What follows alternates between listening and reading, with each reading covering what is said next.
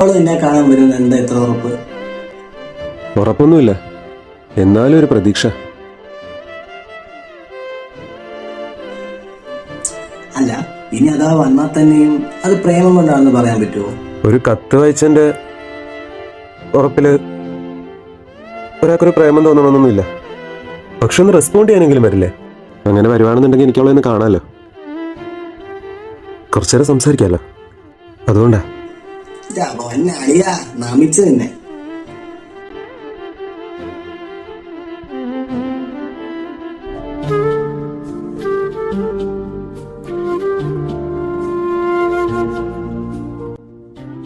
അളിയ, അവിടെ ഇനി എന്താണെങ്കിലും വരും തോന്നുന്നില്ല. സമയം 7 മണിയായി. നമുക്ക് നൈസായിട്ട് വിട്ടാലോ? എടാ, നമുക്കൊരു 10 മിനിറ്റ് കൂടെ നോക്കാണ്ട് അളിയാ. വന്നാലോ?